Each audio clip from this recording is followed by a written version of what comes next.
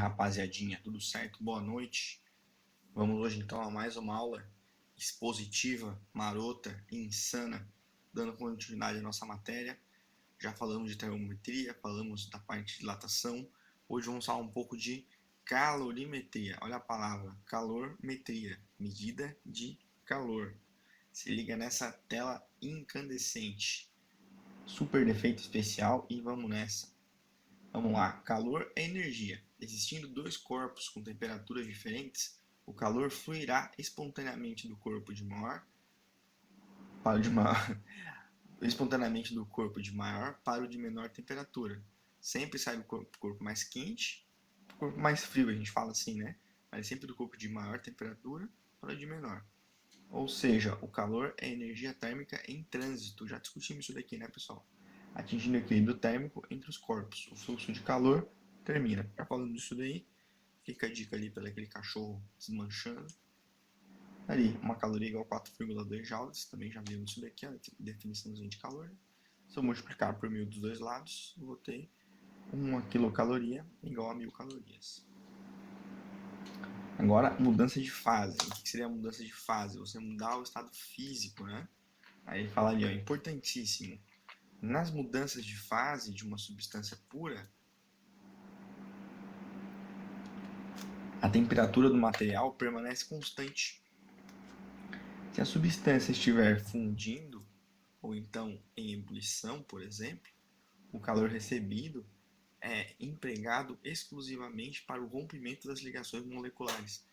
Então, se você estiver no processo de mudança de fase, estado de fusão, ebulição, enfim, por exemplo, a primeira figura a gente tem ali a água a 0 graus, depois a água a 100 graus, né?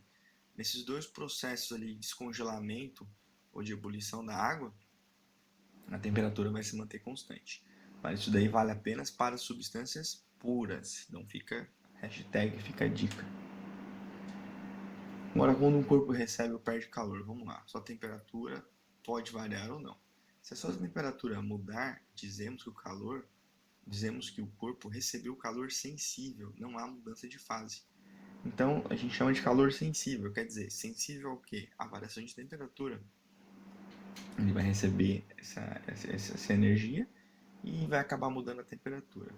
E pode acontecer de não mudar a temperatura. Se a sua temperatura não mudar, significa que a substância está mudando de fase. Dizemos que o corpo recebeu um calor latente. Então, calor latente, o corpo mantém a temperatura constante. Calor sensível, o corpo muda a temperatura. Calor latente, mudança de fase. Calor sensível, apenas a mudança de temperatura. Lembrando mais uma vez que isso vale apenas para substâncias puras. Aí ele vai colocar um vermelhão ali, beleza. As quantidades de calor Q recebidas ou cedidas por corpos de mesmo material e de mesma massa são diretamente proporcionais às variações de temperatura. Então ele dá um exemplo ali, né? Ele faz um aquecimento, quer dizer, se ele receber uma quantidade de calor Q que vai ser recebida ou cedida, vai ser diretamente proporcional à variação de temperatura, né? Então ali tem a figura exemplificando. Ó, o corpo B recebeu mais calor, então tá ali o corpo B. Por quê? Porque teve maior variação, né? Então, é isso aí. Agora, as quantidades de calor que recebidas ou cedidas por corpos de mesmo material e de diferentes massas, sujeitos à mesma variação de temperatura, são diretamente proporcional às massas. Então, quer dizer, o corpo B recebeu mais calor, né? Se a gente observar ali, ele vai acabar ter recebido mais calor. Isso daqui dá um exemplo muito básico, que é, quer dizer, se você der o corpo subir a temperatura, vamos voltar ali. Se o corpo subir a temperatura, tiver uma variação maior de temperatura, e ele tiver a mesma massa, quer dizer que esse cara recebeu mais energia que o outro.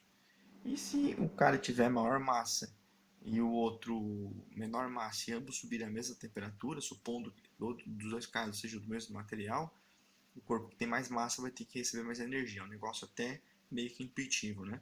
Só você pensar, por exemplo, no oceano. A gente fala que, por causa do aquecimento global, o oceano está aquecendo 1 grau Celsius. Aí você pensa, nossa, mas só 1 grau Celsius? É 1 grau Celsius para a massa toda do oceano. Ou seja, é muita energia ali associada à massa, tá, gente?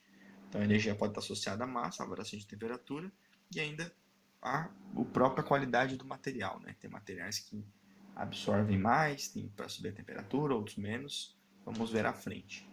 Resumindo, a quantidade de calor que é recebida ou cedida por um corpo é diretamente proporcional à sua massa e à variação de temperatura ΔT sofrida pelo corpo.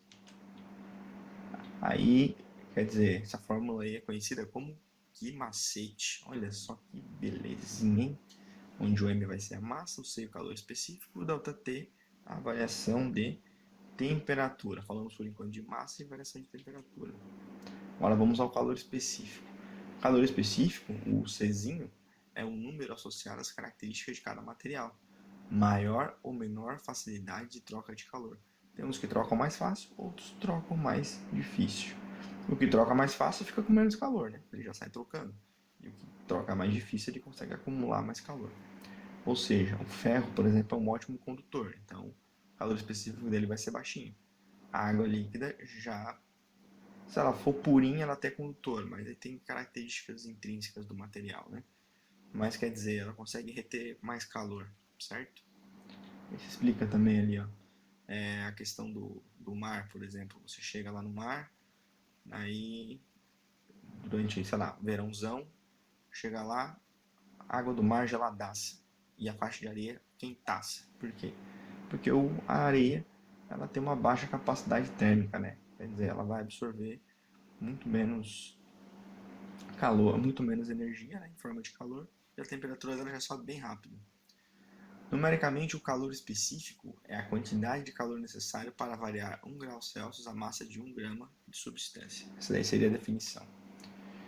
Vamos à capacidade térmica que eu falei agora anteriormente. Aqui faltou um sinal de vezes, ó, para ter um pontinho aqui, tá, rapaziada? Mas vamos lá. Representa a quantidade de calor que um corpo pode trocar para sofrer uma variação unitária de sua temperatura. Então, a capacidade térmica, como o próprio nome diz, é a capacidade que o corpo tem de absorver energia, né? Imagina que aqui, ó, a bolinha e o bolão são feitos do mesmo material, só que a massa do bolão é maior que a massa da bolinha. Logo, o bolão vai ter maior capacidade térmica do que a bolinha, beleza? E ela pode ser calculada através da quantidade de calor pela variação de temperatura, que também seria um T maiúsculo, tá, rapaziada? Só para professor, editor, excelente. E aqui teria um sinal de multiplicação. E a capacidade térmica também pode ser a relação entre a massa e o calor específico, certo? Vamos usar um exemplinho só para dar uma aquecida no peito. Um corpo de massa 400 gramas é constituído por uma substância de calor específico de 0,6 calorias por grama grau Celsius. Determine a quantidade de calor que o corpo deve receber para que a sua temperatura varie de 15 para 55. B. Que quantidade de calor deve ceder para que a sua temperatura diminua em 15 graus Celsius. E C. A capacidade térmica do corpo. Então vamos lá. Ele deu a massa, ele deu o calor específico, ele deu a variação de temperatura, ele deu até a mãe dele. Então tá muito fácil fazer isso daí. Só substituir. Ops, não tem resolvido, olha só que legal. Esqueci esse slide. Então vamos para o exemplo 2. A temperatura de 100 gramas de água, tá ali, aumenta 25 graus Celsius para 65. Em quantos minutos será realizado esse aquecimento por uma fonte de calor que gera 50 calorias por minuto? Aqui tem um detalhe interessante. Aqui tem um detalhe de potência. Tá? Potência é energia por intervalo de tempo. Então, no fundo, isso daqui, essa fonte aqui, ela é uma potência, porque ela tem energia. Vamos riscar aqui, ó. Ela tem energia aqui e ela tem tempo, tá? A gente pode falar que a potência calorífica, vou botar um P aqui, ó, ela vai ser energia, que no fundo vai ser a nossa troca de calor nesse caso. Nossa senhora. Por intervalo de tempo. Vamos botar um T minúsculo aqui, ó. Certo? Por intervalo de tempo. Então aí tem uma relação de potência, tá? Vou deixar esses dois exemplos aí para vocês resolverem, muito simples. Qualquer coisa me chamem que eu resolvo bem tranquilo, tá? Um forte abraço, boa quarentena e é isso aí. É nóis.